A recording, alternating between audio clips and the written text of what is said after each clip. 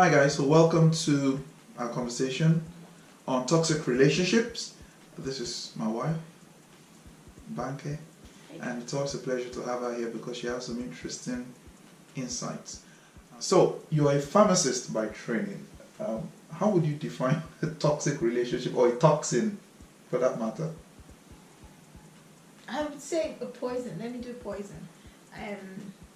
One of the first things that I learned at Hook, one of the first things you learn in pharmacy is basically that a drug, the difference between a drug and a poison is the dosage.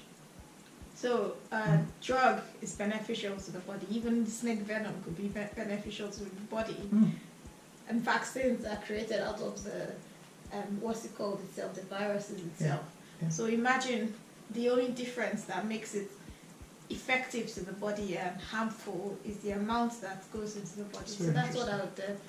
That's my own definition. I think, but you're touching on something I find very interesting now. So, what really makes something harmful is not necessarily the substance itself.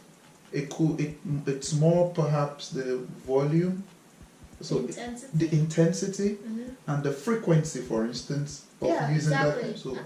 So what's our takeaway from this definition? So when you say when you going back to your definition of drugs and toxin being a function of the dosage, and dosage here in the context of relationships, if we transpose the logic, being about intensity and frequency of certain habits that on the surface could be unhealthy, but in the sense of building relationships, they could also help foster relationships if well administered, so to say. Good one. If well administered, if well utilized. So myself and yourself have had arguments about different things. But let's reflect together in our arguments. And it's not that we argue every day. So that's now dosage. We don't argue every day, but we argue seasonally. And when we argue, we tend to come to a conclusion from our arguments, right? Sometimes we tend to agree to disagree. Exactly. But when we have our arguments, it never degenerates into any form of physical harm or physical abuse. It never degenerates into where we start to shout at each other and call each other names, talking about the form of it. Because I respect and I love her, so I wouldn't call her names, and she wouldn't call me names. But we have our arguments, and our arguments could be a bit of voices being raised here and there, saying, "No, I want that," or "No, I don't want that," and stuff like that. But still, I don't raise my voice.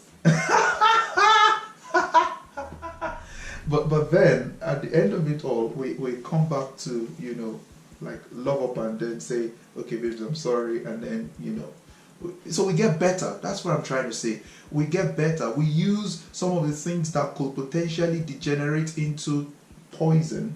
We use them as drugs in our own relationship.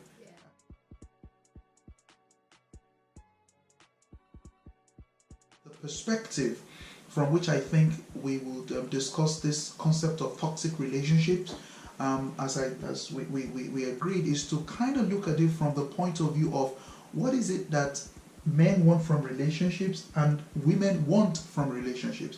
So if we go from that perspective of what we want, things that have been proven psychologically, sociologically, anthropologically, and possibly in every form and every field of endeavor, that perspective, therefore, we are able to begin to understand where toxic relationships can begin to creep in from the perspective of where those privileges or rights are being deprived of the other party, and the way in which the other party is being deprived of those rights. So, Banke, could you just talk us through what women would want from a relation from a female perspective? So I just created this acronym called SEX. SECS. Sex.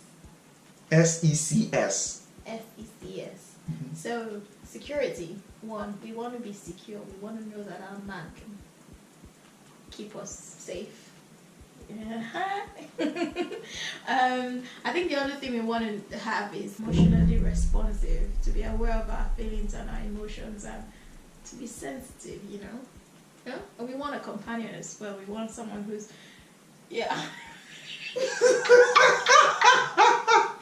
Stop it. We want someone who's a friend.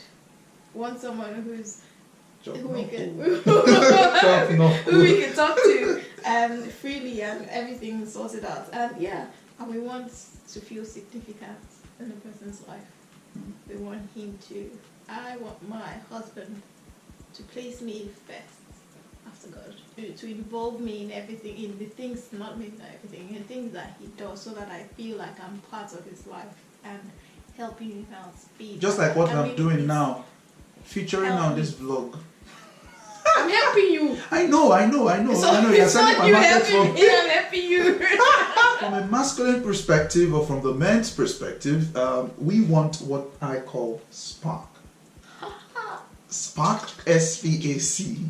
And the first S there stands for... What is it? Tell me.